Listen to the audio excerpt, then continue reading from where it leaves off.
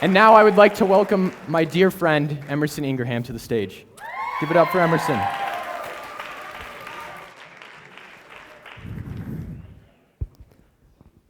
Hello. Okay. I'd like to begin by asking you, as the audience, to take a moment and imagine how you would react if I had come up wearing some athletic shorts and an old t-shirt. Would you have felt cheated? Would you have assumed that I was unprepared? I didn't care about this SLED talk. This idea of professionalism is one of the most important things that I learned during my senior learning experience, or SLE. Good evening. My name is Emerson Ingraham, and for my SLE, I was a physician. 4 times a week, I traveled to 2 different hospitals. 3 days a week, I worked at Presbyterian St. Luke's, and once a week at the Rocky Mountain Pediatric Ortho 1 Clinic in Golden.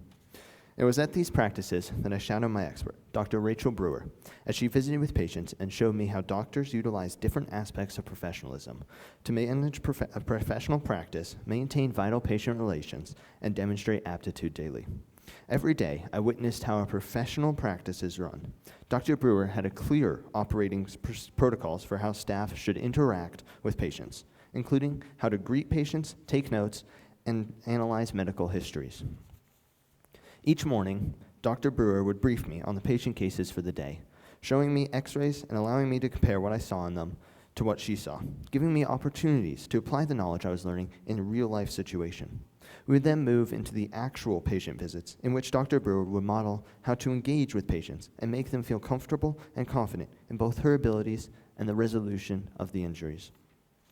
On top of running a professional practice, Dr. Brewer also showcased the numerous ways that she is able to maintain meaningful patient relations.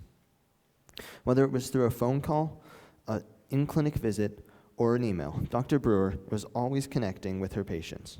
Regularly, she reviewed patient information, monitoring their progress to ensure that she provided the best care possible. Her end goal was always the same: guide her patients back to a healthy, injury-free life. The final and most important aspect of medical professionalism is the knowledge. Not only does Dr. Brewer have to know the different bones and their possible injuries, but she also needs to know their remedies. Bones are very complex. They can bruise and they can break. And if they break, there are a myriad of ways that they can break. For example, younger children are more prone to buckle fractures. In a buckle fracture, the bone in their arm, or in any limb, crinkles, sort of like a soda can.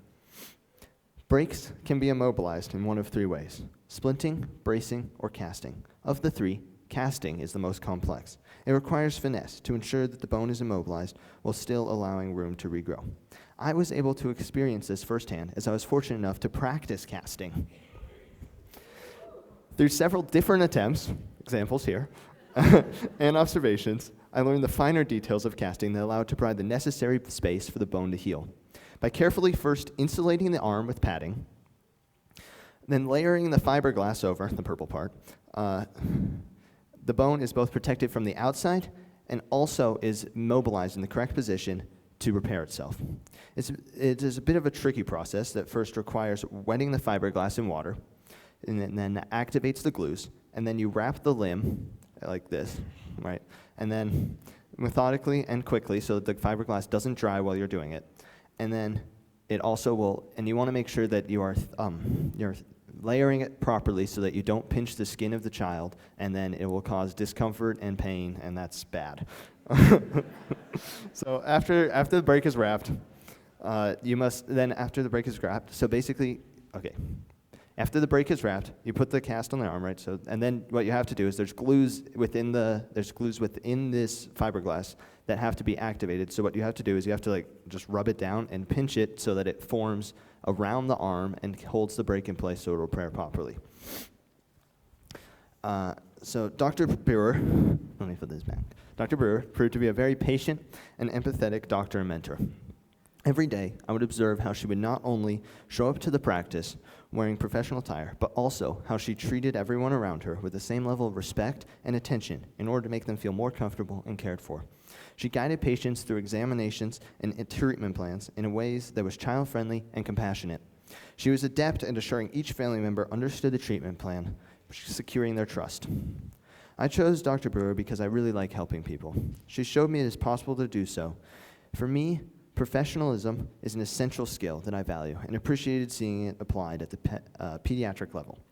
In translation, this means that treating everyone with respect, providing information in a straightforward, easy-to-understand manner, and really listening to patients to create the best possible outcomes is a brilliant example of professionalism. Thank you so much.